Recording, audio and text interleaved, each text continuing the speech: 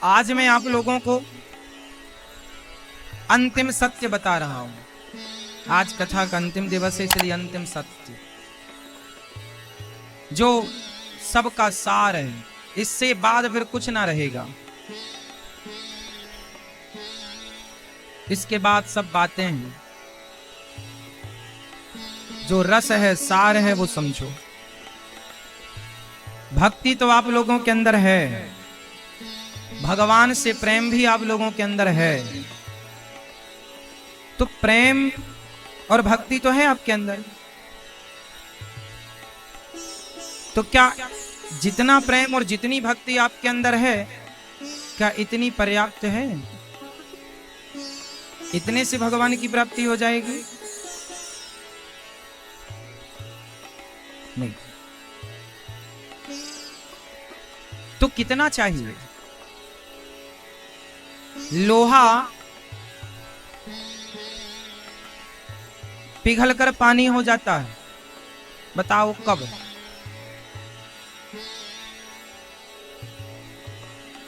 जब अधिक ताप दिया जाए। वैसे तो आपके घर में रोज चूल्हे पर आप तवा रखती हो, तवा लोहे का होता है, रोटी बनाती हो तवे पर, लेकिन आज तक किसी के घर का तवा पिघलकर पानी नहीं हुआ। चूल्हे की आग में इतना ताप नहीं है कि वो लोहे को पिघलाकर पानी बना दे। चूल्हे की आग से लोहा पानी ना बनेगा, भट्टी की आग से लोहा पानी बनेगा। उसी तरह आपके सामान्य प्रेम से भगवान ना पिघलेंगे। भगवान को पिघलाने के लिए वो चूल्हे की आग का प्रेम नहीं, भट्टी की आग चाहिए, भट्टी की तपन चाहिए, वो तड़प चाहिए मछली की तरह। प्रेम की भी क्वालिटी होती है। अधिक ताप होना तो पत्थर भी पिघलता है, ज्वालामुखी फटती है ना तो पत्थर भी पानी बनता है, पिघल जाता है। अधिक ताप हो तो पत्थर भी पिघल जाए।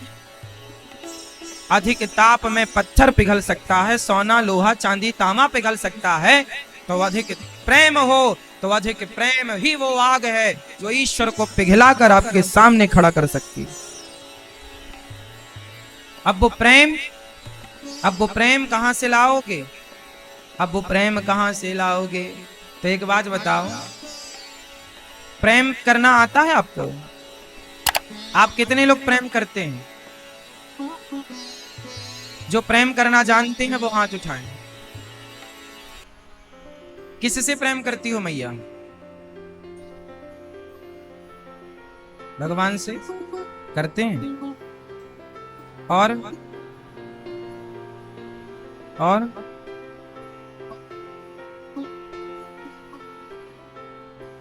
आप प्रेम करते हैं सब लोग?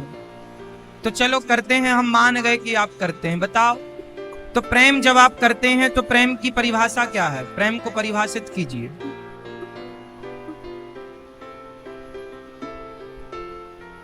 प्रेम को परिभाषित करो। प्रेम की परिभाषा क्या है? प्रेम सब करते हैं आप लोग, लेकिन किससे? संसार के लोगों से। पति पत्नी बेटा बेटी घर द्वार मकान जमीन जायदाद फैक्ट्री बिजनेस व्यापार, इन सब चीजों से आप खूब अटैच हैं, खूब प्रेम है। भगवान से आजकल व्यक्ति प्रेम नहीं करता। आजकल भगवान से व्यक्ति प्रेम नहीं करता। आजकल व्यक्ति भगवान से डिमांड करता। हे भगवान, यदि ऐसा काम हो गया तो 1 किलो लड्डू चढ़ाएंगे। हे भगवान, हमारा ये काम हो जाए तो हम आपका ये काम करेंगे, नारियल तोड़ेंगे। ऐसा लगता है कि भगवान कभी लड्डू खाए ही नहीं, तुम खवाओगे तो खाएंगे। हे भगवान, हमारा बेटा पास हो जाए, अच्छी नौकरी लग जाए, नारियल फोड़ेंगे। नारियल कितने का? 10-20 रुपए का। वो काम लाखों का चाहती है। आजकल भगवान से प्रेम नहीं है। भगवान से डिमांड है, ये भगवान ये दे दो, ये दो। और जहां प्रेम होता है ना मेरी माँ, वहां कुछ लिया नहीं जाता। अच्छा बताओ, प्रेम माँ और बेटे का है, तो माँ अपने बेटे से प्रेम करती है, तो माँ अपने बेटे से कुछ लेना चाहती है या कुछ देना चाहती है? क्या चाहती है? माँ अपने बच्चों को देना चाहती है या लेना चाहती है बच्चों से कुछ? जोर से आप बताओ। देना, लेना? माँ लेना चाहती है बच्चों से कुछ? जोर से, जोर से। हमेशा माँ अपने बच्चों को कुछ ना कुछ, जहां प्रेम होगा वहां लेने की इच्छा नहीं होगी, वहां सिर्फ ये प्रेम ऐसा होता। प्रेम की गहराई में उतरोगे तो जानोगे कि प्रेम लेता नहीं है। माँ अपने बच्चों को हर खुशी देती है, माँ अपने बच्चों को हर चीज देना चाहती है, लेना कुछ। क्यों? लेने का केवल इतना स्वार्थ हो सकता है माँ का, बाप का, कि ये बुढ़ापे में मुझे गिलास भर पानी दे, सम्मान करे, बस इतना स्वार्थ शायद हो सकता है, जो कि सही भी है, गलत नहीं।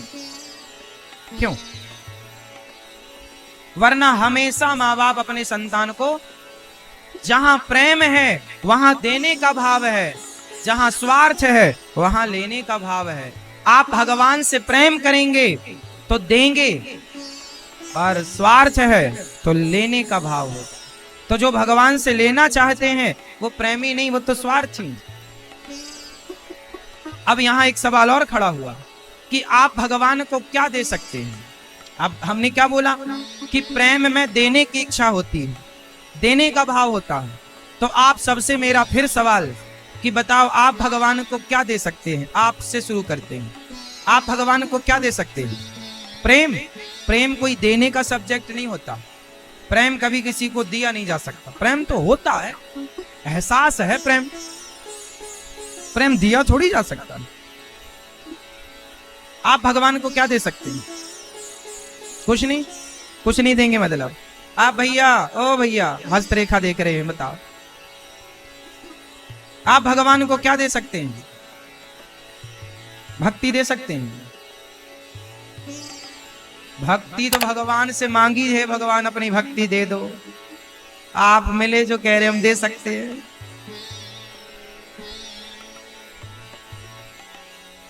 मैया बताएंगी, चश्मा वाली माँ, आप भगवान को क्या दे सकती हो? देखो, नहीं है ना उत्तर। इसका मतलब ये हुआ, ये प्रेम का रहस्य बोल रहा हूं मैं, गहराई पर आपको ले जाकर समझा रहा हूं कि प्रेम क्या है। आप चिल्लाते हैं हम भगवान को क्या दें, भक्ति दें, नारियल दें, मिठाई दें।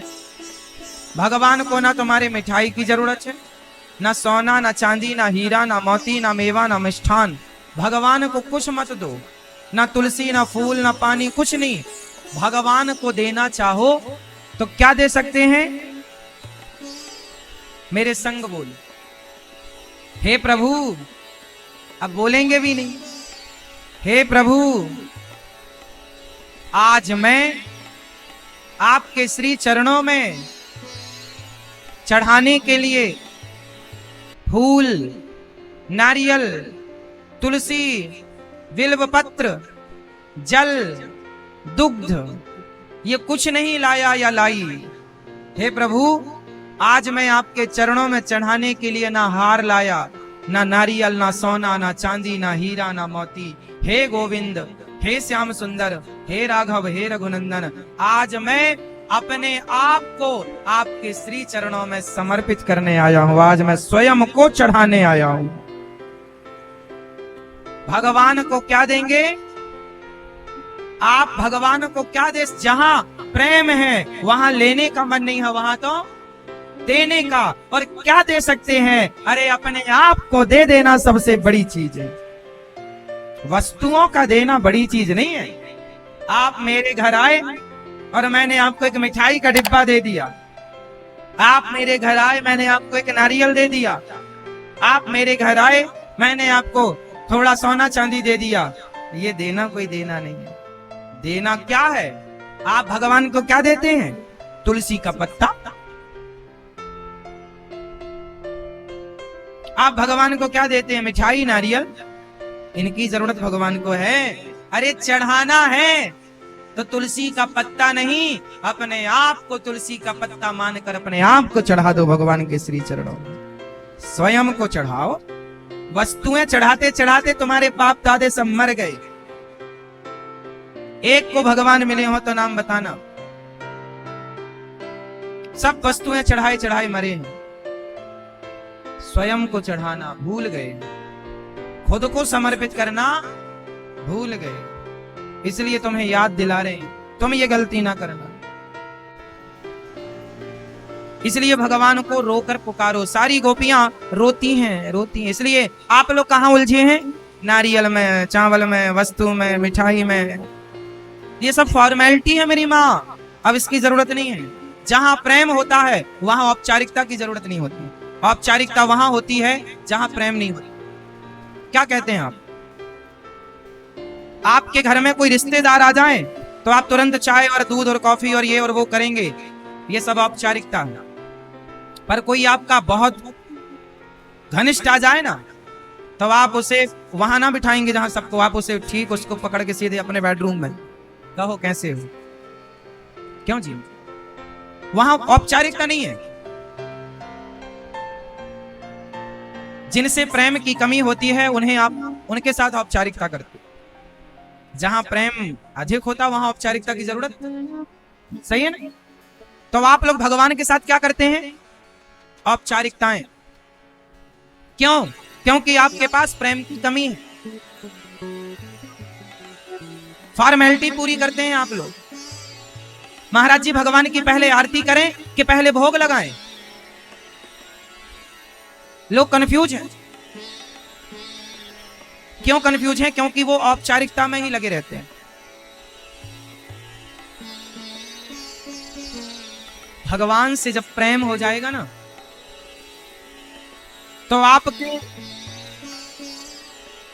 नेत्रों से जो भगवान के प्रेम में जल गिरेगा, उस जल से ही भगवान स्नान कर लेंगे। और नेत्रों की ज्योति ही जब घुमाकर गोविंद को देखोगे तो आरती स्वीकार हो जाएगी। जरूरत ही नहीं। जहां प्रेम की अधिकता होगी, बताओ। एक सज्जन हमसे बोले, महाराज जी भगवान को भोग सवेरे लगाएं कि शाम को लगाएं? एक टाइम लगाना चाहिए कि दोनों टाइम? बताओ आप लोग, भगवान को भोग कितनी बार कितने टाइम लगाना चाहिए?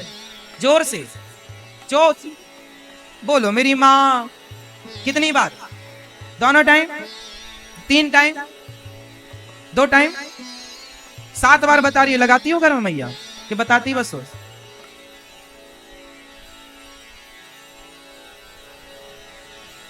भगवान को आप लोग कितनी बार भोग लगाते? चलो कितनी बार लगाना चाहिए वो तो छोड़ो, आप लगाते कितनी बार हो? कितनी बार लगाते हो आप लोग? 1 बार लगाते हैं, कुछ लोग 2 बार लगाते हैं, कुछ लोग 3 बार लगाते हैं।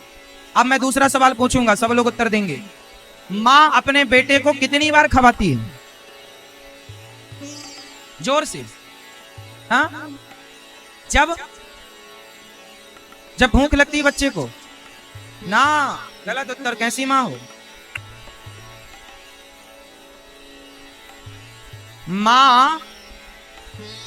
माँ तो बच्चे के टाइम से बच्चे को खवा ही देती है, पर माँ स्वयं जितने बार खाने बैठे तो गोद में बिठा के पहले उसे खवाने की गोश्त तू खा पहले, फिर खिलाकर खाती है।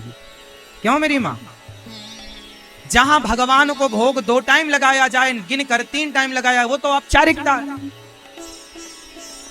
इसे कहेंगे फॉर्मेलिटी। प्रेम तो ये है कि आप जो जितनी बार खाएं उतनी बार भगवान को समर्पित करके खाएं। ये प्रेम। जितनी बार आप खाएं, और वो खाएं जो भगवान को लगा सकते हैं भोग, वो ना खाएं। कई अब जैसे कुछ लोग कहते हैं, महाराज जी हम लहसुन प्याज खाते हैं पर भगवान जी को तो भोग लगता नहीं, इसका मतलब ये है कि आपको भगवान से कोई मतलब नहीं है, आपको अपने स्वाद की पड़ी। महाराज जी, भगवान को तो लहसुन प्याज के, हम तो ऐसे ही भगवान को थोड़ी सी आलू भूंज कर रख देते हैं, आलू के साथ, और 2 पूरी बना दी रोटी, भगवान खाओ। और अपने लिए बढ़िया तड़का लगा के और लहसुन और प्याज का बना बना के लोग खाते हैं। इसका मतलब ये हुआ कि आपने भगवान को सूखी आलू की साग रख दी, पूरी रख दी, ये तो हो गई फॉर्मेलिटी। आपका कोई प्रेम रेम नहीं है, फॉर्मेलिटी। तुम तो डर के मारे पूजा करते हो, नहीं करेंगे तो कहीं भगवान कुछ कर ना दे। प्रेम तो इसका नाम है कि हमारे कन्हैया यदि लहसुन प्याज नहीं खाते तो जो हमारे कन्हैया को प्रिय नहीं है वो हमें प्रिय कैसे हो सकता है। मांस, मछली, शराब जो हमारे कन्हैया को प्रिय नहीं है वो हमें प्रिय कैसे हो सकता है। कोई कहे कि मैं भगवान का भक्त हूं और मैं शराब और मांस भी कोई कहे कि मैं खाता हूं, तो भैया जो प्रेमी होगा, जो प्रेमी होता है वो अपने प्रेमी का ख्याल रखता है। प्रेम में लेना नहीं है, प्रेम में अपने सुखों का त्याग, प्रेम में त्याग करना पड़ता है। त्याग का नाम प्रेम है। क्यों जी? बच्चों के लिए माँ बाप त्याग करते हैं या नहीं? क्योंकि बच्चों के लिए माँ बाप का अटूट प्रेम है। प्रेम बलिदान चाहता है, प्रेम त्याग चाहता है। माँ बाप त्याग करते हैं। बूढ़ा आदमी उसकी हिम्मत ना होने पर भी ओवर टाइम काम करता है, इसलिए कि उसकी बेटी, उसका बेटा अच्छे स्कूल, अच्छे कॉलेज में पढ़कर अच्छा नाम कमा सके। एक बाप का त्याग होता है, किसके लिए? बच्चों के लिए। तो जहां प्रेम है वहां त्याग है। एक बाप बेटी और बेटे के प्रेम में अपने खुशियों का त्याग कर देता है, तो क्या एक भक्त अपने भगवान के लिए लहसुन प्याज शराब मांस का परित्याग नहीं कर सकता? त्याग जरूरी है। हमारे बड़े बड़े साधु संत अपने हर खुशी का त्याग कर देते हैं इनके लिए। इसलिए संतों का दर्शन मात्र हमारे लिए बहुत कुछ शिक्षा है, प्रेरणा। इसलिए मेरी मां, त्याग जरूरी है। भगवान से प्रेम करो, फॉर्मेलिटी नहीं, औपचारिकता नहीं, ये ढकोसला बिल्कुल नहीं, दिखावा नहीं, रियल प्रेम। और वस्तु ना दो भगवान को, अपने आप भगवान के लिए रोया करो, तड़पा करो मछली की तरह। एक सखी बोली, अब मैं मर जाऊं। क्यों मर जाएगी? अब क्या जीना, प्रभु के बिना भी कोई जीवन जीवन।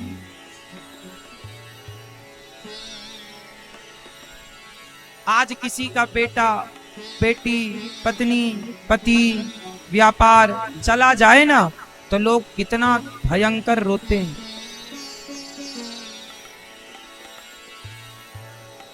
किसी का पाप मर जाए तो लोग कैसे रोते हैं। किसी की पत्नी और पति मर जाए तो लोग कैसे रोते हैं, आप सब जानते हैं कि कैसे रोते हैं।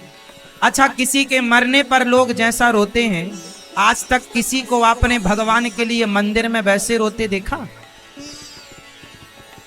बोलो मैया, किसी को मंदिर में वैसे ही रोते देखा जैसे कोई किसी के मरने पर रोता है? मतलब मरे हुए व्यक्ति की तो इसे जरूरत थी, इसलिए रो रहा है या रो रही है, लेकिन इसे कभी भगवान की जरूरत थी ही नहीं, इसलिए तो भगवान के लिए कोई रोया नहीं। आज के व्यक्ति को इंसानों की जरूरत है, भगवान की जरूरत नहीं। और इंसानों की भी जरूरत मरने के बाद, जिंदा में नहीं। जब तक जिंदा होता है गालियां देता है और मर जाए तो रोता है। जिंदा है इंसान तो हजारों कमियां निकालेगा और मर जाएगा तो तारीफ करेगा, बढ़िया छे। जिंदा है तो पांव पकड़ पकड़ कर खींचेगा और मर जाएगा तो कंधों पर उठा उठा कर ले जाएगा। देख लो संसार कैसा है, हाँ या ना? तो आप लोग रोते हैं पर किसके लिए? जगत के लिए। कोई होगा लाखों में करोड़ों में कोई एक जो वैसे भगवान के लिए रोता होगा जैसे आप रोते हैं संसार के लिए। इसलिए गोपियां बोलिए, गोपियां रो रही, गोविंद कब आओ। भगवान से प्रेम जहां होगा ना वहां आंसू होंगे। रो रही हैं गोपियां। तब गोपियों में से एक सखी बोली, अब मैं मर जाऊंगी। तो दूसरी ने कहा, मैंने मोहन को, जब गोपी बोली अब मैं मर जाऊंगी, तो दूसरी ने तसल्ली दिलाने के लिए कहा, मैंने मोहन को बुलाया है, वो आता होगा। जब लोग इकट्ठे हो गए, तमाशा कहने लगे, तब गोपियां बोली, प्रेम की गली इतनी छोटी है मेरी माँ, दो लोग नहीं आते, या तो आप रहो या भगवान रहेंगे। जब तक मैं हूं तब तक भगवान नहीं होंगे। जब आपका मैं मीन्स अभिमान मिट जाएगा और जब आप ना रह जाएंगे तब आप ही भगवान हो जाएंगे, तब दो नहीं रह जाएंगे। जहां अभिमान है वहां भगवान। भगवान की प्राप्ति बहुत कठिन नहीं है, पर कुछ शर्तें हैं। वो शर्त क्या है कि दो नहीं आएंगे। अभी आपसे हम पूछें आपका नाम, तो आपको पता है मैं ये हूं, मैं वो हूं, फलाना हूं, फलानी हूं। जब आप अपना परिचय ना बता पाए, जब भगवान के प्रेम में ऐसे भीग जाएं कि आपको आपका पता ना रहे, जिस दिन आप अपना पता भूल जाएंगे उस दिन आपको भगवान का पता लग जाएगा। जब तक आपको आपका पता है तब तक आपको भगवान का पता नहीं हो सकता।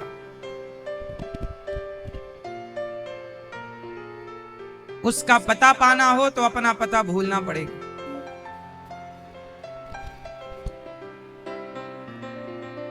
उसकी मस्ती में रहना है तो अपनी हस्ती मिटानी पड़ेगी।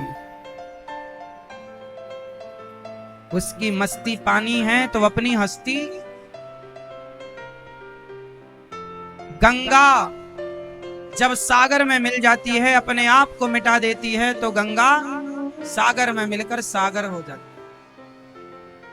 है। तो आपको भी अपने आप को गंगा की तरह समर्पण करना पड़ेगा सागर के चरणों में। सागर मीन्स भगवान, और मिलकर वो होना पड़ेगा। गंगा सागर से मिलकर गंगा गंगा नहीं रह जाती, गंगा सागर हो जाती है।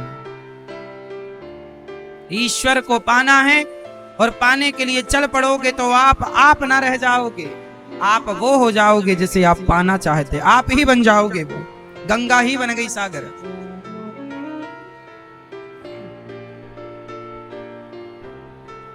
प्रेम बड़ी बात है मेरी माँ। आप लोग पूजा पाठ में लगी रहती हो, अच्छा है, पर ये सब औपचारिकता आप पूरी करो। अब औपचारिकता नहीं करेंगे, अब तो क्या करेंगे भगवान से? जोर से। और क्या चढ़ाएंगे भगवान को? जोर से। कब चढ़ाओगे? नहीं चढ़ाया जाएगा ना।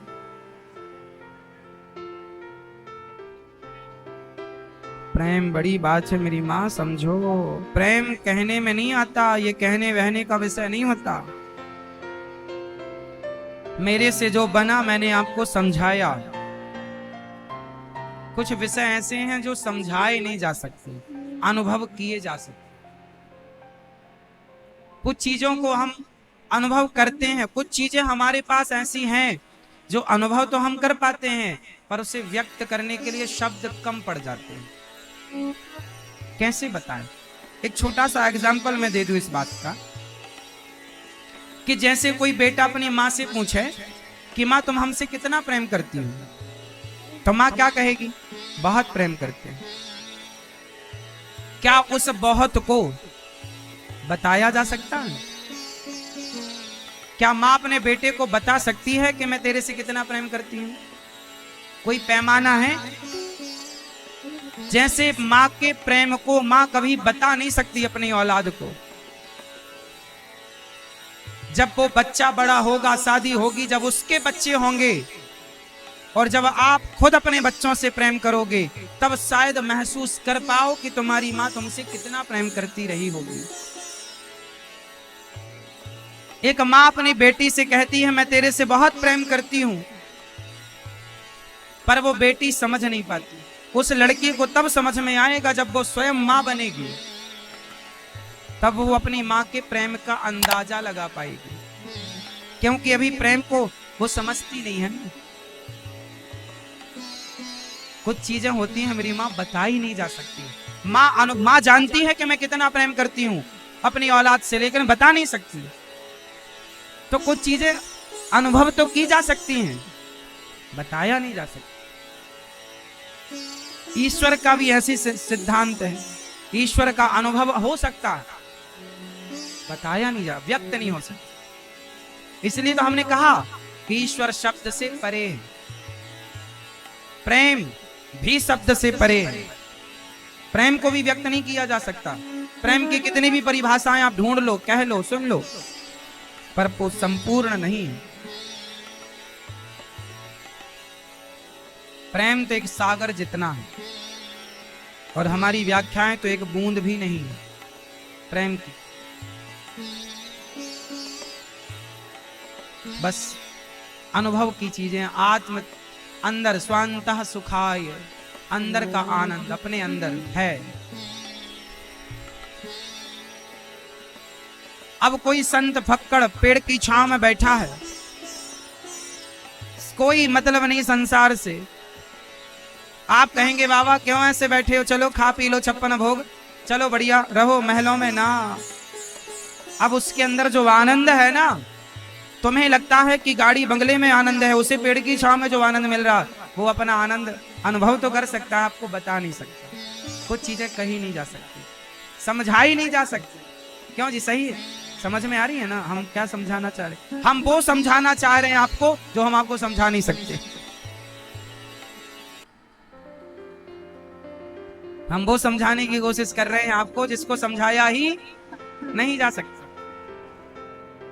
अनुभव किया जा सकता है ना। एक स्त्री का पेट फाड़ा जाता है डिलीवरी के टाइम, कितना दर्द होता होगा। नॉर्मल डिलीवरी भी होती है, कितना कष्ट होता है। और जब वो रोती है, चीखती है, चिल्लाती है, कितना कष्ट स्त्री को होता है। लेकिन जब बच्चा गर्भ से निकलता है और डॉक्टर उस माँ की छाती पर जब वो बच्चे को लेटाता है, और जब पहली बार स्त्री माँ बनती है और अपने बच्चे को अपनी छाती पर चिपका हुआ देखती है, अपना दूध पिलाती है, तो उस स्त्री को जो उस बच्चे के स्पर्श से जो सुख मिला ना, उस सुख में वो सारा दुख भूल गई कि मैंने कितना अभी अभी दुख उठाया डिलीवरी का। वो जो सुख था ना, वो सुख कोई स्त्री बता नहीं सकती। क्यों जी, बताइए, बता सकती नहीं? यही है, सोचो कि सुख को तुम बता नहीं सकते, प्रेम को तुम बता नहीं सकते, तो भगवान को क्या बताया जा सकता है? ईश्वर को तो अनुभव किया जा सकता है, महसूस। ईश्वर शब्दों से परे, मैं क्या कहूँ। ठीक ठीक, आजकल माँ बाप तो देखो प्रेम करते हैं बच्चों से। आजकल लड़का लड़की, स्कूल वाला ना प्रेम कर लेते हैं। आजकल आपने देखा होगा स्कूलों में बच्चे प्रेम कर लेते हैं, लड़का लड़की।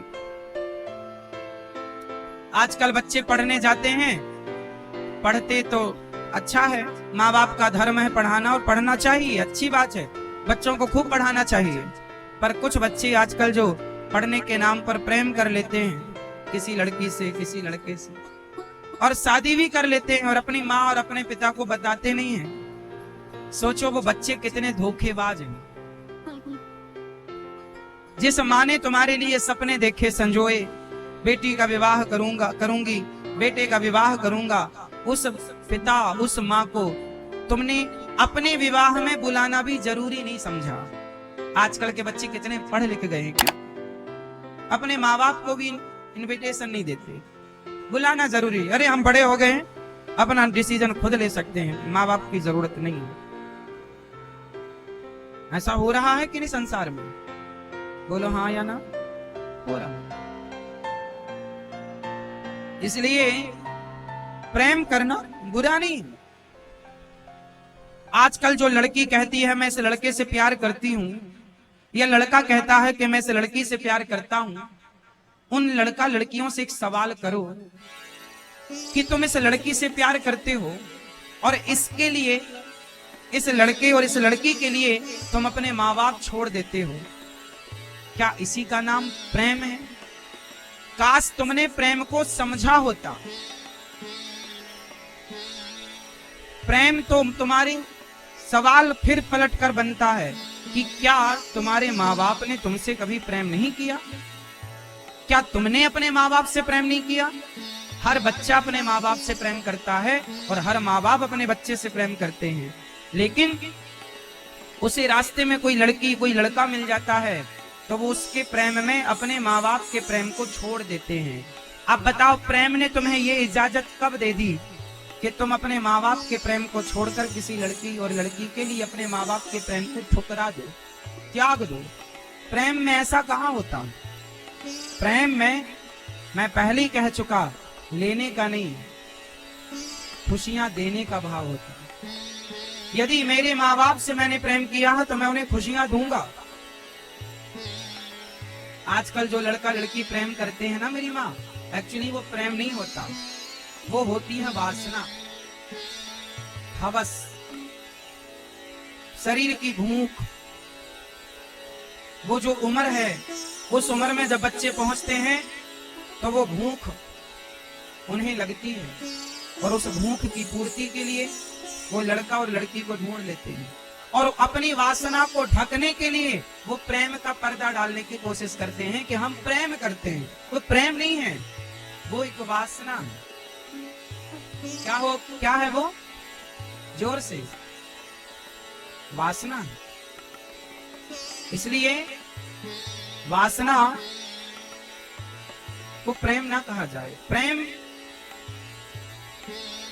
मधुरिमा कंठ में ना होती तो कंठ विष बन गया होता, वेदना हृदय को ना छलती तो हृदय पाषाण बन गया होता। वासना, फिर सुनना, वासना प्रेम को ना छलती तो प्रेम वरदान बन गया होता, और याचना भक्त में ना होती तो भक्त भगवान बन गया होता।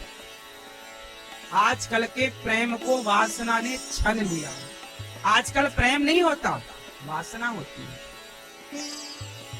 जहां प्रेम होगा वहां भागने की लेके लड़का लड़की को जरूरत ही नहीं। पहले का फंडा ठीक था, पहले शादी पहले करो, प्रेम बाद में करो। आजकल प्रेम पहले कर लेते हैं, शादी बाद में करो। शादी पहले के दादा दादी शादी कर लेते थे, फिर प्रेम सारी जिंदगी करते थे, और आजकल के लोग पहले प्रेम कर लेते हैं तो शादी के बाद फिर तलाक रह जाता है। शादी पहले कर लो प्रेम, फिर कर लो शादी, फिर हो जाएगा तलाक। पहले का ऐसा नहीं था, पहले पहले शादी होती थी फिर प्रेम, तो तलाक की जरूरत नहीं पड़ती थी क्योंकि प्रेम बाद में हुआ। आजकल प्रेम पहले हो जाता है ना मेरी माँ। इसलिए अपनी बेटों को थोड़ा चरित्र का संस्कार दो। चरित्र जरूरी है मेरी माँ। आजकल के बड़े पढ़े लिखे बच्चों के पास डिग्रियां तो हैं पर चरित्र नहीं रह पाता। इसलिए आप अपने संतान को चरित्रवान बनाने का संकल्प लीजिए कि आप अपनी बेटी को, अपने बेटे को चरित्रवान बनाएंगे, चरित्रहीन ना बनाएंगे। और आप खुद चरित्रवान बनो। वासना को कंट्रोल करना सीखिए, छांव पर संयमी बनो। देखना इंद्रियों के ना घोड़े बढ़े, इनमें संयम के हरदम ये कोड़े पड़े। कलयुग है मेरी माँ। आजकल बेटी अपने बाप को नहीं देखती कि उसका बाप कैसे मेहनत करके बेचारा पैसे कमा कमा के तुम्हें पढ़ा रहा है, और उन्हें तो प्रेम हो जाता है।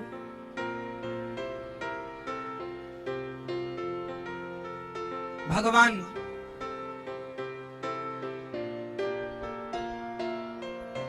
के बारे में उद्धव जी ने बताया।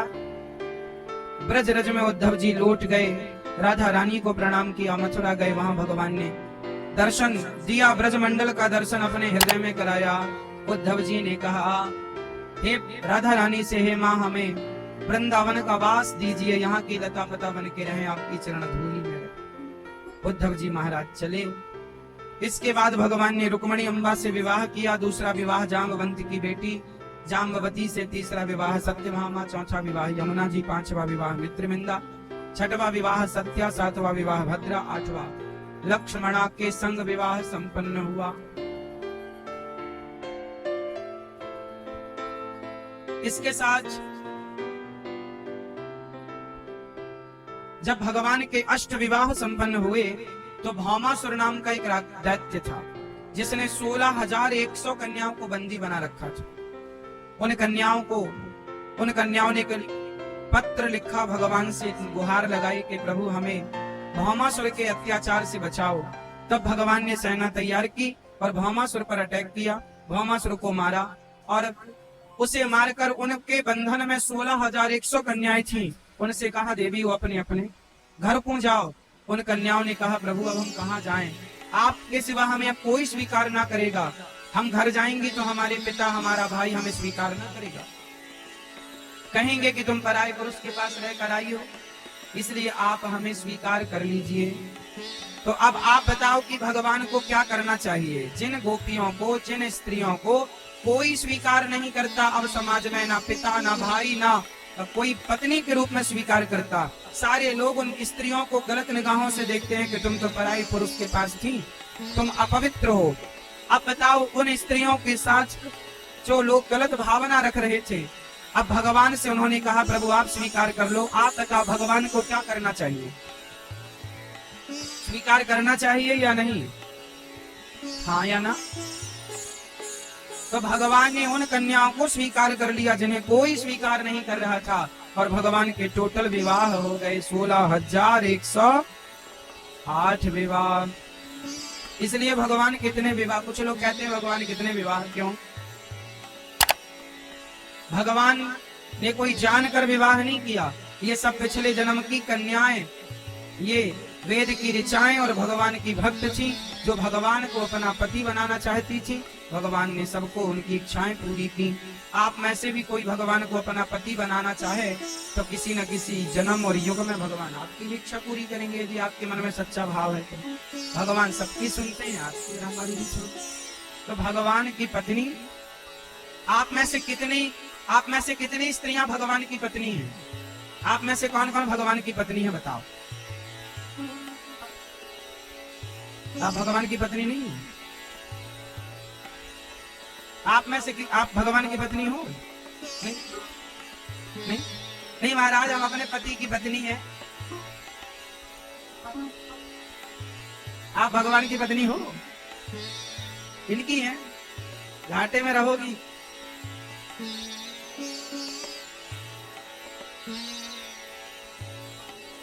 आप लोग ना, फिर अभी आपने कहा कि अच्छा ये बताओ आपके पति कितने हैं? एक है या दो है या चार है या 10 है? जिनका एक पति वो हाथ उठाएं। एक वाले, एक है तो हाथ उठाओ। एक मैया, एक, हाँ आप नहीं उठा रही हो। किस किस के पति एक है? जोर से हाथ उठाओ पूरा, जिसके एक पति हैं। आपके भी है ना एक? आपके भी एक? अब मेरी दूसरी बात सुनना, फिर उत्तर देना। आप सबने कहा महाराज जी हमारा एक पति है, और एक यही ना मंगलसूत्र पहनाने वाला, यही। तो फिर आप लोग ये क्यों कहती हो? आप सब कहती हो कि तुम हो एक अगोचर, सबके प्राणपति, स्वामी सबके किस विध मेरा उदया मैं, किस विध मेरो श्री श्याम, मैं तो तुम्हारी हो जय जगदीश हरे। तुम हो एक अगोचर, सबके प्राणपति। आप कभी ये आरती गाई हो मेरी माँ? तो फिर यहाँ आप क्या कहती हो? तुम हो एक अगोचर सबके प्राण। तो फिर ये कौन है जिनको आप कह रही हो तुम सबके प्राणपति हो? तो फिर बताओ, इन्हें आप अपना पति नहीं मानती हो, तो जब नहीं मानती तो कहती क्यों हो? इसका मतलब ये हुआ कहती कुछ हो मानती कुछ हो। झूठी मैया।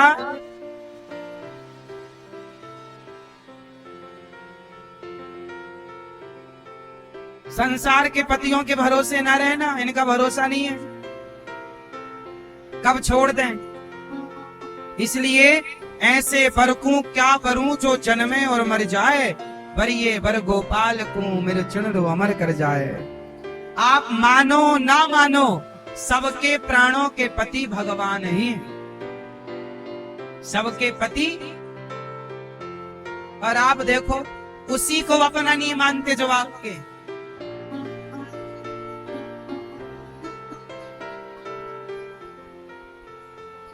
भगवान किसके पति हैं?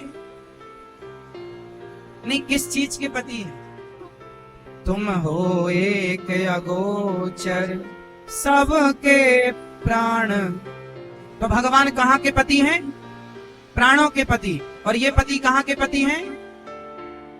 ये संसार का पुरुष शरीर का पति है, प्राणों का पति ये नहीं है। प्राणों के पति तो इसलिए सबके पति परमात्मा हैं। और एक बात और है,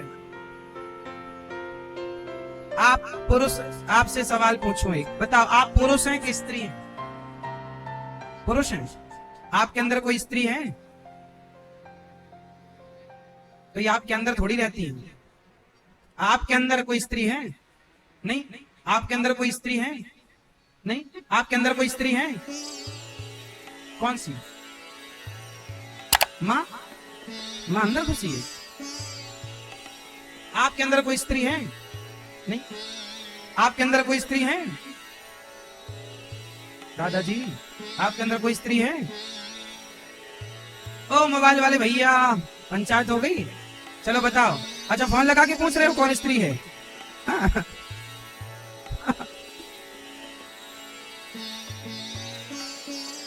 अच्छा,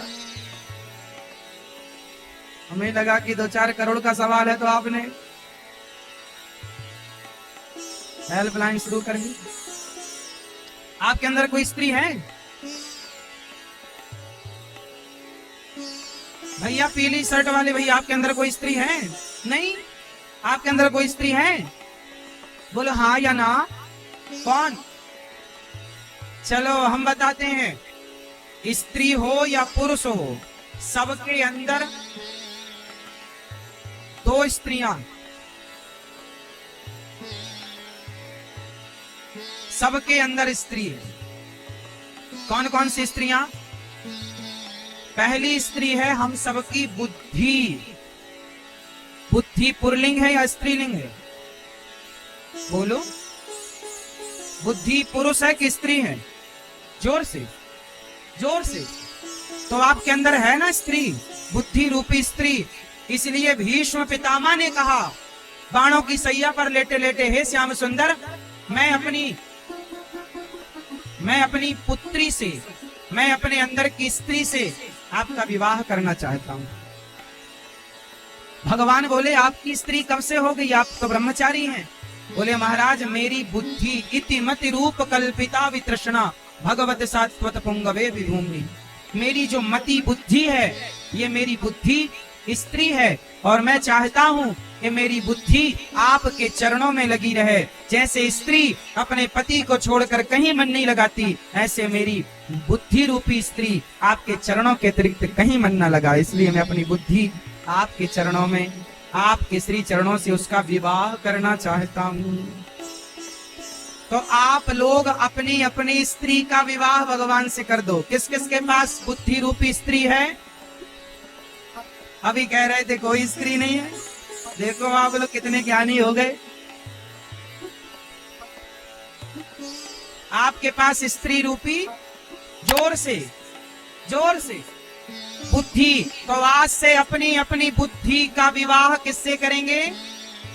स्त्री को पुरुष की जरूरत पड़ती है, तो बुद्धि स्त्री है, तो उस बुद्धि के अच्छे पुरुष कौन हो सकते हैं, अच्छे पति कौन हो सकते हैं? इसलिए अपनी बुद्धि को सदा भगवान में लगाओ। पहली स्त्री। दूसरी, आप सबके अंदर एक स्त्री और उसका नाम है आत्मा। क्या है? आत्मा। आत्मा भी होती है, होता नहीं। इसलिए आत्मा सबके भीतर है, तो आत्मा के पति है परमात्मा। अपनी आत्मा को परमात्मा से जोड़ दो, अर्थात अपने मन को भगवान के श्री चरणों से जोड़ दो।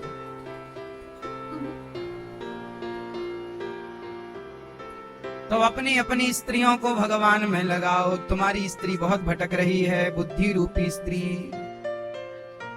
मैया, कितने पति हो गए अब आपके टोटल?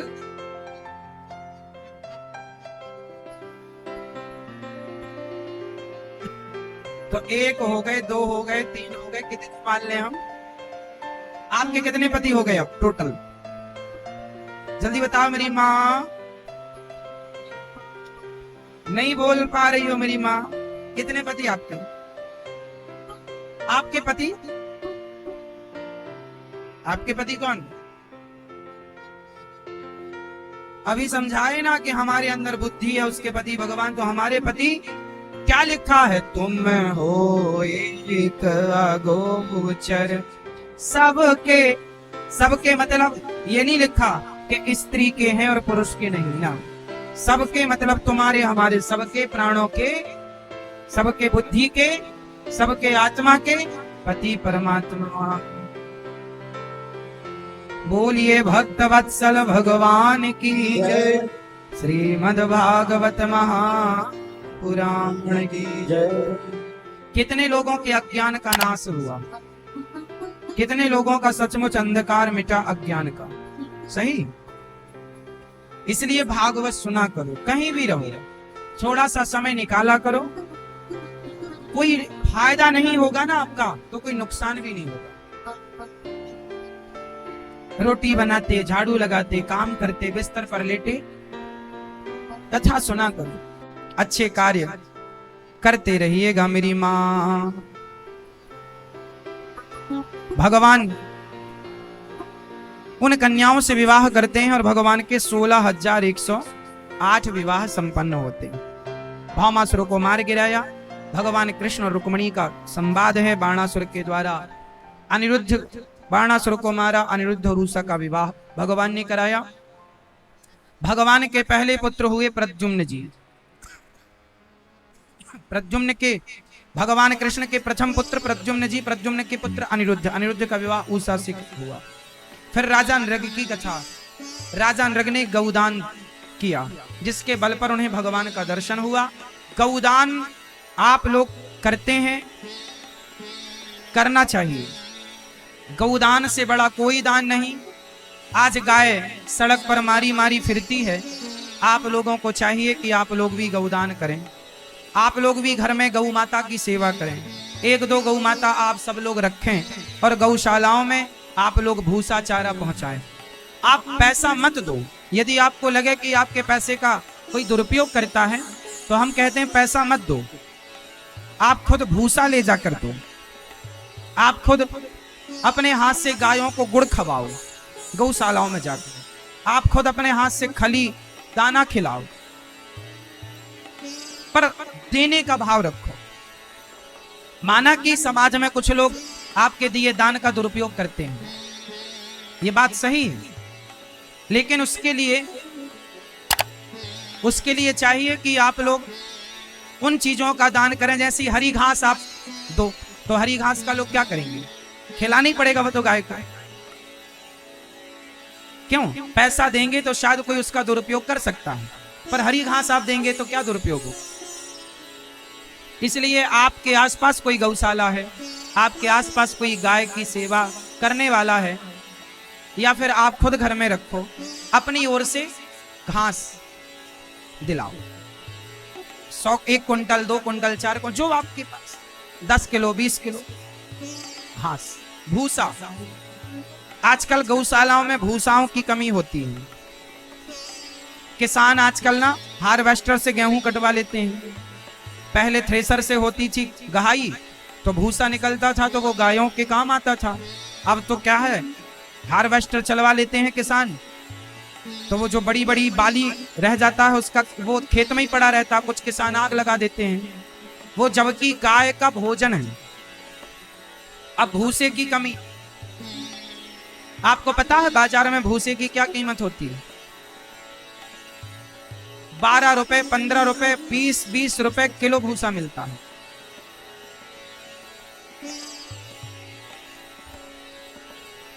हम तो ये कहते हैं कि यदि आप किसान हैं तो आप खुद भूसा वेस्ट ना करो। आजकल मशीनें आ गई हैं तो वो बड़े हार्वेस्टर काट देता है तो उससे भी भूसा बन जाता है। खेत पर चलाने से ट्रैक्टर, कोई मशीन होती है, तो भूसा ना आप खुद अपने हाथ से करवा के निकलवा कर गायों, गौशालाओं में दे सकते हैं। 1 ट्रॉली 2 ट्रॉली भूसे का योगदान जरूर करना चाहिए। आपका भूसा गाय खाए। आजकल गायों की सेवा कठिन इसलिए हो गई है क्योंकि भूसे की उपलब्धता नहीं है, चारे की उपलब्धता, बाजार में चारा नहीं मिलता। गाय को चरने की जो भूमि थी आजकल लोगों ने कब्जा कर लिया। पहले बारिश में गौचर भूमि बहुत होया, हर गांव में बहुत सारी गौचर भूमि होती थी, हर गांव में। आजकल वो सारी गौचर भूमि लोगों ने कब्जा कर ली, खोदते खोदते सारी गौचर भूमि खोद ली। जबकि हर भारत देश में जितने गांव हैं, हर गांव में गोचर भूमि है। हम तो कहते हैं आप अपने यहाँ के सरपंच से, मुखिया से वो गोचर भूमि अलग करवाओ कि भाई जो गोचर भूमि उसमें कोई कब्जा ना करो, उसे पड़ी रहने दो। कम से कम गायों को खड़े होने का, बैठने का तो सहारा होगा। बारिश में अपने आप घास हो जाती है, गाय चर लिया करेगी, भूखी तो ना मरेगी, प्लास्टिक तो ना खाएगी। जब पेट भरा रहेगा तो सारी गौचर भूमियां खत्म हो गई मेरी माँ। गाय की भूमि पर, उसे गौचर भूमि भगवान राम के टाइम से गौचर भूमि पर छोड़ी जाती थी, सरकारी भूमि कहलाती थी वो। मतलब सरकार हर जगह भूमि छोड़ती है गौचर भूमि के नाम से। राम जी के जमाने से ये लागू है नियम। नंद बाबा के यहाँ 9 लाख गैया थी, कितनी गौचर भूमि रही होगी। आजकल तो साहब पहाड़ नहीं बचे, तालाब नहीं बचे, झीलें नहीं बची, नदियां नहीं बची, तो गौचर भूमि क्या बची। इसलिए सरकार को चाहिए कि गौचर भूमि बिल्कुल अंकित करें, निशान लगाएं, चिन्हित करें, और वो सारी जिसका कब्जा है गौचर भूमि से कब्जा हटाएं और गाय के लिए भूमि नियुक्त हो। करें तो सब होए वरना मर रही है गाय। इसलिए हम कह करते हैं कि आप लोग घर में गाय रखो, गाय की खुद सेवा करो। और सेवा इसलिए हम आप लोगों से कहते हैं कि गौरी गोपाल आश्रम में आपके दिए हुए दान की पारदर्शिता है। आप जो भी यहाँ दान देते हैं वो आप देते हैं, आपके हाथ से ही उसको बांटा जाता है। क्यों जी? चाहे अन्नदान हो, चाहे आप गायों की सेवा देख लो। यहाँ पर गौरी गोपाल गौशाला में हम स्वयं गायों को चरा लेते हैं। ये देखो, ये बारिश में चारा इसे बोना नहीं पड़ता, अपने आप उग जाता है। गाय चरती है, अपना खाती है, सुखी रहती है। गाय जितना चलेगी ना उतना स्वस्थ रहेगी। तो राजा नृग पर भगवान ने की, पौंड्रक और काशीराज द्विविद पर भगवान ने कृपा की। जरासंध को जेल से भगवान ने 20,800 राजाओं को छुड़ाया और भीम भैया ने जरासंध को मारा। शिशुपाल पर भगवान ने कृपा की, युधिष्ठिर के यज्ञ को पूरा कराया। साल्व और दंत वक्र का भगवान ने उद्धार किया।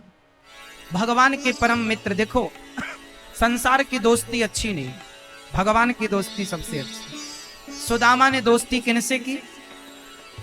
भगवान से। सुदामा फटे पुराने कपड़े पहनते थे। कृष्णस्यासीत् सखा कश्चित् ब्राह्मणो ब्रह्मवित्तमः विरक्त इंद्रियार्थेषु प्रशांतात्मा जितेन्द्रिय। सुदामा जी भगवान श्री कृष्ण के परम मित्र, फटे पुराने कपड़े पहनते सुदामा, 4 दिन चूल्हा नहीं जलता। ऐसी विषम परिस्थिति में रहकर सुदामा जी भगवान का स्मरण करते। सुदामा जी की कथा हमें क्या मैसेज देती है? सुदामा जैसा हाल आप में से और हम में से भला किसका है बताओ? किसी का नहीं। लेकिन सुदामा जी अपने जीवन में खुश थे, कुछ नहीं था फिर भी खुश, क्योंकि संतोष था। स्थितियां परिस्थितियां कैसी भी हो मेरी मां, अपना धैर्य ना खोइए, संतुलन ना खोइए, समय बदल जाता है। सुदामा हर स्थिति का सामना डटकर करते हैं, रोते नहीं हैं। भगवान तुमने शिकायत नहीं है। आप लोग भगवान से शिकायत करते हैं, भगवान तुमने ये नहीं दिया, ये। भगवान से शिकायत मत किया करो। भगवान ने जो नहीं दिया उसकी शिकायतें नहीं, बल्कि जो दिया है उसका धन्यवाद,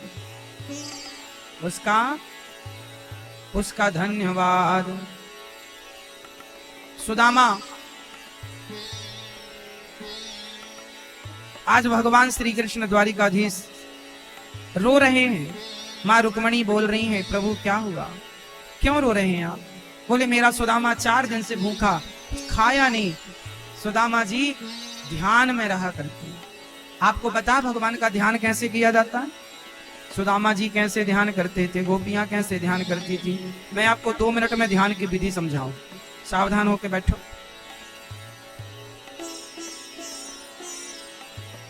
ध्यान कैसे किया जाता है भगवान का हम आपको समझाएंगे। ध्यान से सुनिएगा और ध्यान से ध्यान लगाइएगा।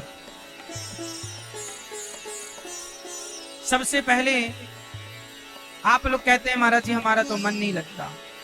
आज के बाद आपका ये प्रश्न खत्म हो जाएगा यदि मेरी बात को ध्यान से सुन लेंगे और समझ लेंगे तो। मन लगता नहीं है, लगाना पड़ता। कैसे लगाना पड़ता मैं लगवा कर बताऊंगा आपको।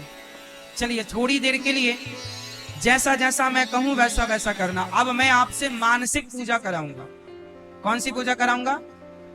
मानसिक पूजा। जो बड़े बड़े संत जंगल में बैठकर ध्यान लगाते हैं और जो पूजा संत जन करते हैं वो पूजा मैं आपसे कराने जा रहा हूं। ध्यान से कीजिएगा।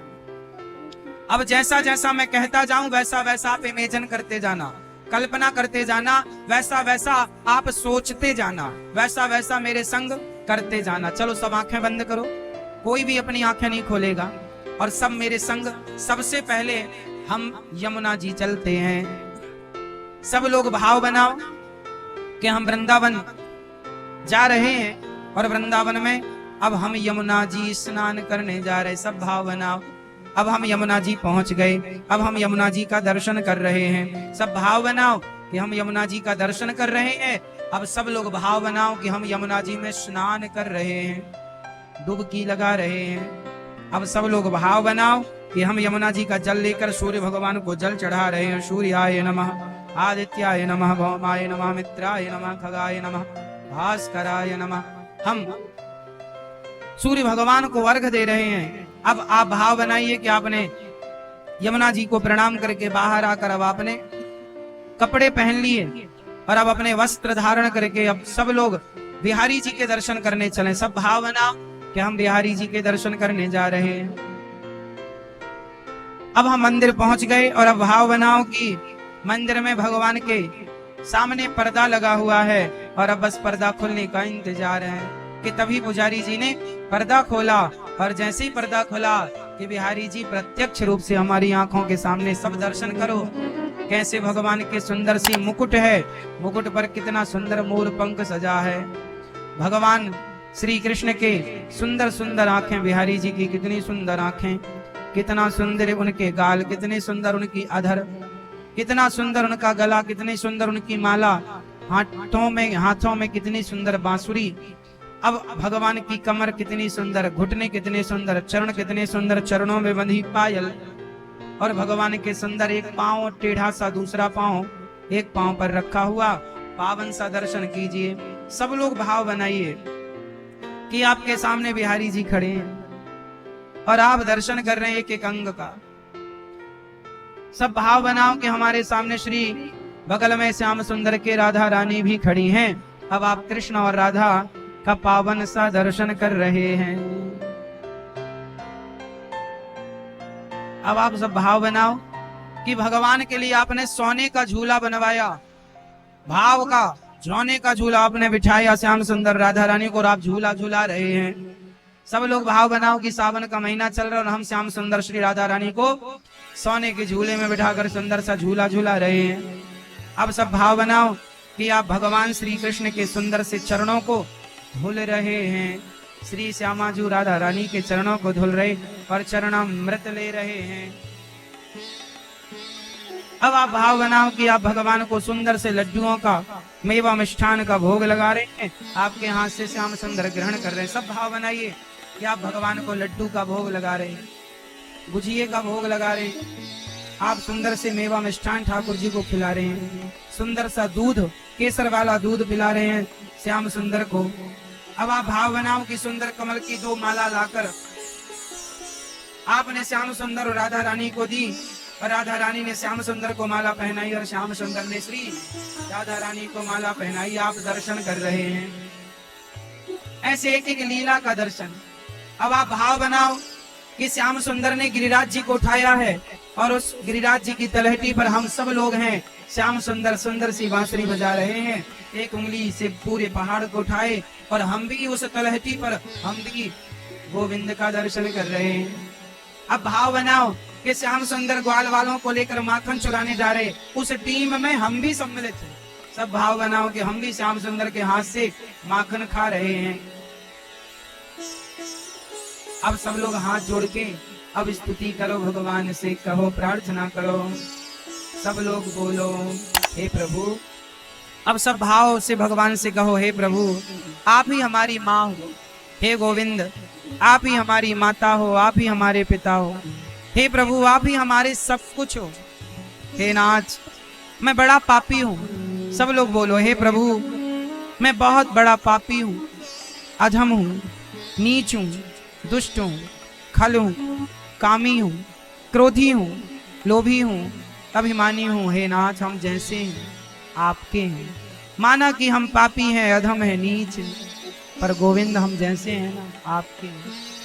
हे प्रभु हमारे अपराधों को क्षमा कीजिए, हमें अपने चरणों की भक्ति प्रदान कीजिए।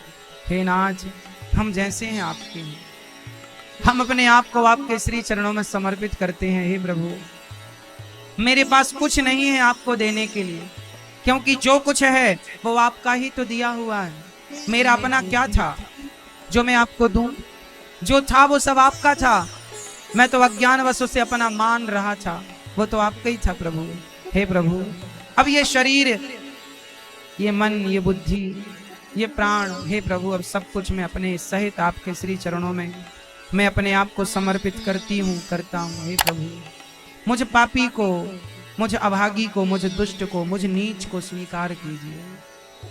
श्रीमन नारायण हे गोविंद, हे गोपाल, हे श्याम सुंदर, हे श्रीमन नारायण, हे दीनानाथ, हे दीन बंधु, हे जगन्नाथ जी, हे द्वारिकाधीश जी हमें स्वीकार कीजिए। सब लोग मेरे संग बोलो हे नाथ हमें स्वीकार कीजिए। हम अपने आप को आपके श्री चरणों में समर्पित करते हैं। हे नाथ हमें स्वीकार कीजिए। हे नाथ मैं आपको कभी भूलूं नहीं। हे गोविंद मैं आपको कभी भूलूं नहीं। हे दीनानाथ, हे दीन बंधु, हे पतित पावन, हे करुणा सिंधु मैं आपको कभी भूलूं नहीं।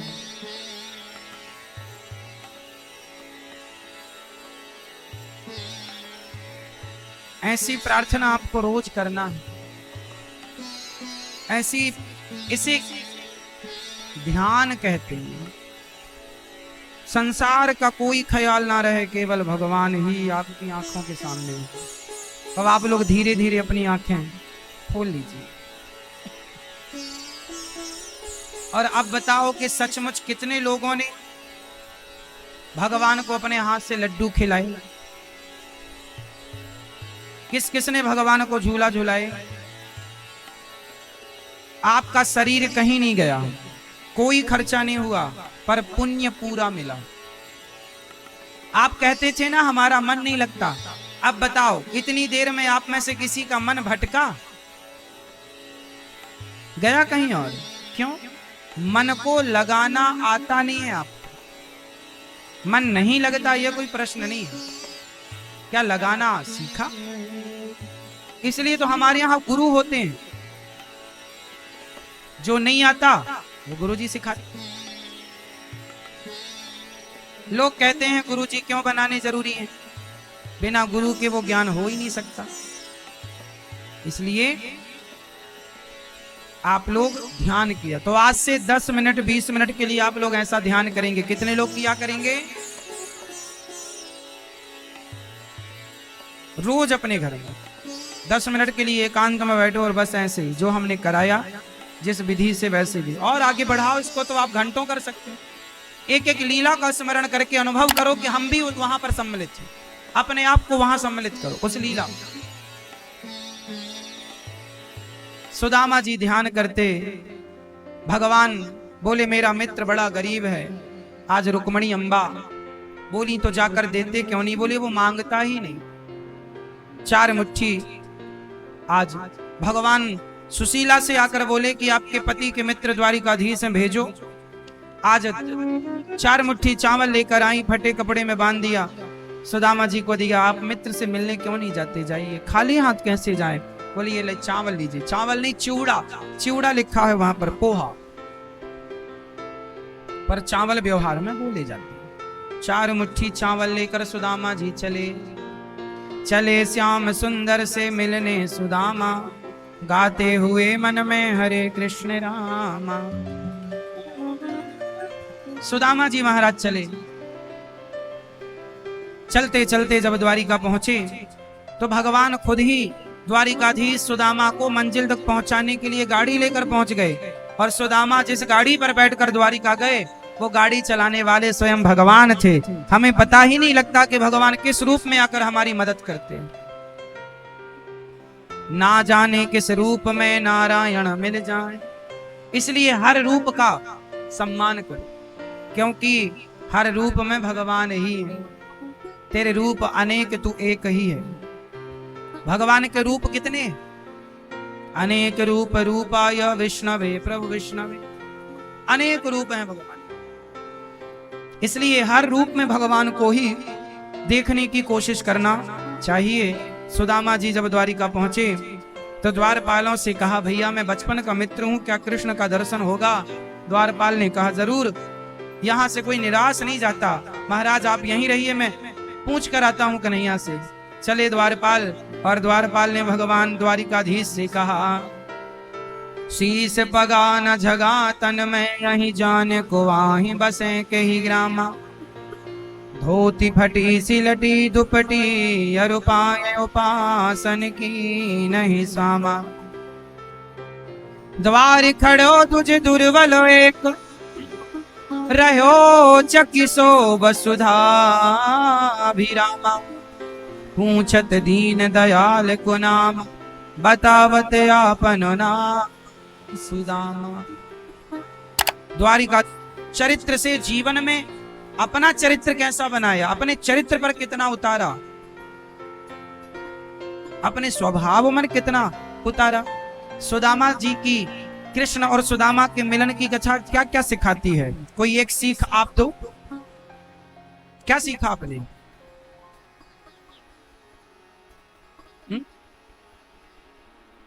प्रेम।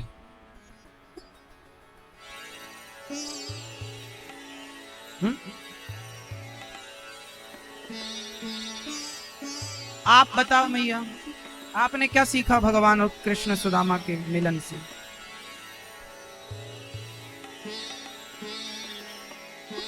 अब हम बताएं? आपकी सबकी बातें सही हैं, अपने अपने हिसाब से आपने बताया, बढ़िया है। पर यथार्थ में जो सीखने जैसी बातें हैं वो ये हैं, पहली कि सुदामा इतने गरीब हैं, कृष्ण जैसा मित्र है उनका, पर सुदामा सकाम भक्त हैं या निष्काम भक्त हैं? जोर से। सुदामा कौन से भक्त हैं?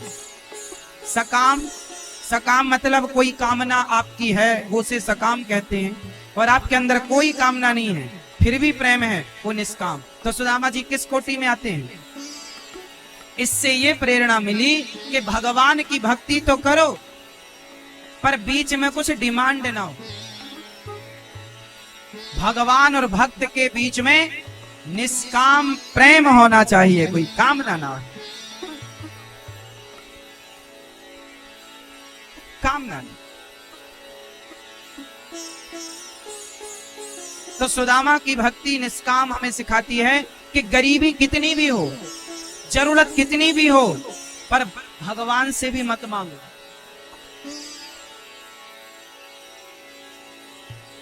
गरीबी 4 दिन की है, एहसान सारी जिंदगी। और सुदामा ऐसे थे कि भगवान के एहसान को भी नहीं लेना चाहते।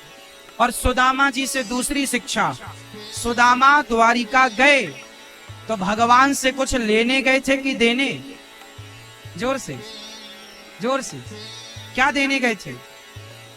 हा? 4 मुट्ठी। ये 4 मुट्ठी चावल मतलब क्या? सुदामा ने भगवान को क्या दिया? 4 मुट्ठी चावल, चावल दिया। ये आप लोग जानते हैं, आप लोग केवल इतनी जानते हैं चावल दिया। इससे आगे जानना चाहोगे? चाहोगे? तो इससे आगे जानो, सुदामा ने 4 मुट्ठी चावल नहीं, बल्कि उस समय सुदामा की पूरी प्रॉपर्टी 4 मुट्ठी चावल ही थी। सुदामा की उस समय पूरी संपत्ति 4 मुट्ठी चावल ही थी। तो सुदामा ने 4 मुट्ठी चावल नहीं बल्कि सर्वस्व दे दिया भगवान को। जो है प्रभु आपका, निदान करना सीखिए। भगवान